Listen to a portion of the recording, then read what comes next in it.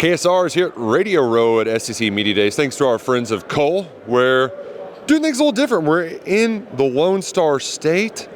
We're talking to people from Texas, and that's someone from Oklahoma, Eddie Radosevich. He is everything you need to know about Oklahoma Sooners. You're my key to knowing what's happening in Norman. So, Eddie, thank you. If you're not following him, at Eddie_Rado on Twitter, he's the best of the best. Thanks for filling us in on what we need to know.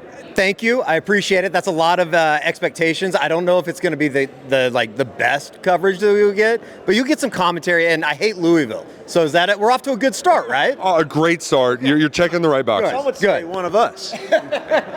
So, speaking of Louisville, we don't like Louisville. We don't like Tennessee. You clearly do not like Texas.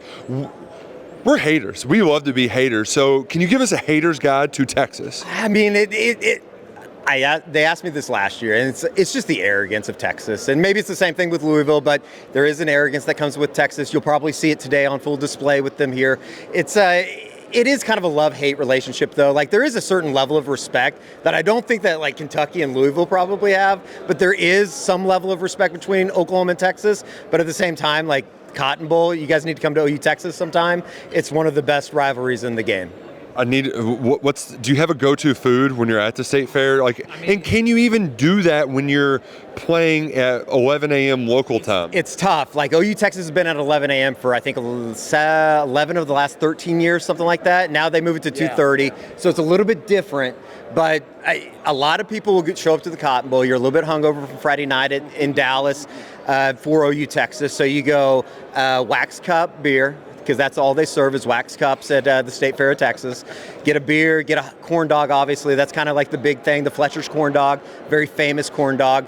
But, I mean, honestly, take a little Adderall and you'll be all right. You don't need to really eat. You don't really need to eat. So I was getting ready to say, when are the first tops getting popped there at the usually the gates open at like 6, I think, 6:30 for the 11 a.m. kickoff, maybe even 7. I usually get there because I have the media credentials, so I kind of sneak in the front.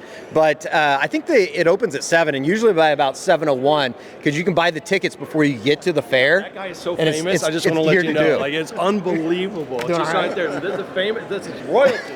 It's always good to see Peter. It's one of the best experiences, though. Truly, if like Kentucky has an open week, you guys need to come down because OU Texas is a one-in-a-kind, first-class experience. What is the one venue or school that Oklahoma fans are looking forward to play the most on a semi-regular basis or semi-regular basis? Let's start with the schools that they have on the schedule this year. I know Oklahoma fans are really excited to get down to Oxford. I mean, obviously the Grove, that's one of the, I think, kind of the legends of college football.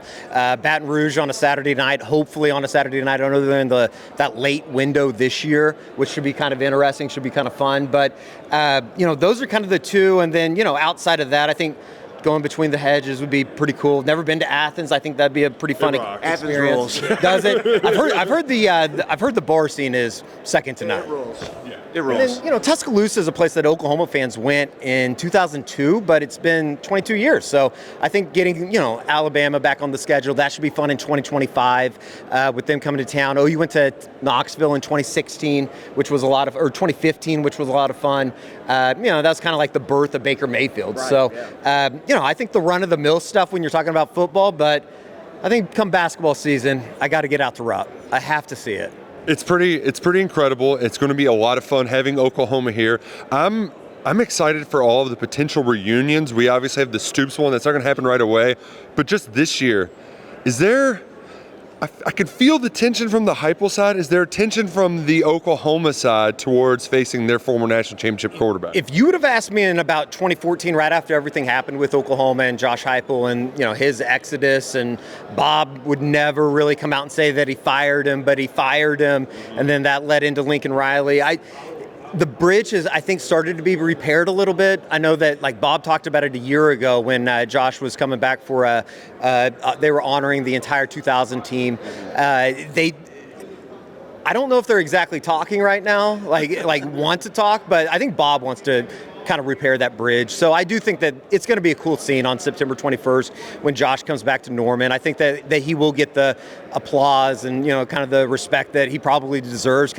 He was the start of that whole thing, that whole Bob Stoops era at Oklahoma and getting over the hump to win a national title. So It's going to be weird, but at the same time, it'll be good to have him back. And I think that they will have some type of video presentation, and hopefully the fans kind of remember him for what he was and what he was as a play call. He was really good. I think that everybody needed to just kind of get away from him a little bit. And how's just the fan base at large feeling about Brent Venables? Going into year 3, year 1 was obviously tough, year 2 was better, but the schedule this year is just, I mean, it's brutal. It's a tough schedule. Like, you could be really good and go 8-4, 7-5. So, like, what's the temperature check there, and what would have to happen for, I guess, that temperature to heat up? Because I know they just gave him a contract extension, which kind of came out of nowhere. Yeah, I mean, run off another 6 and 7 this year, I think you're gonna have a little bit of trouble to.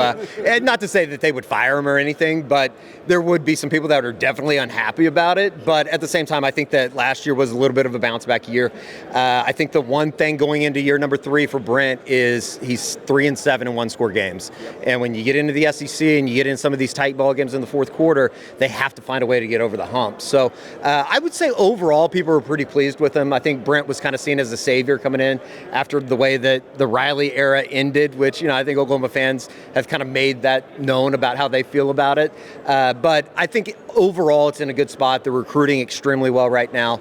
It seems to be headed in the right direction, but you're right. You look at the schedule this year, and I think it's probably become a cliche line, if you will, with a lot of the SEC media. It's, what are those swing games? And there's 4 or 5 of those, 8 SEC games that become those swing games, and they're going to have to kind of rely on a defense that should be pretty good on paper. So it'll be kind of interesting to see how it all unfolds. It's going to be fun, and there's going to be schools that you didn't think of that they're really going to piss you off, and that's what makes this league so fun.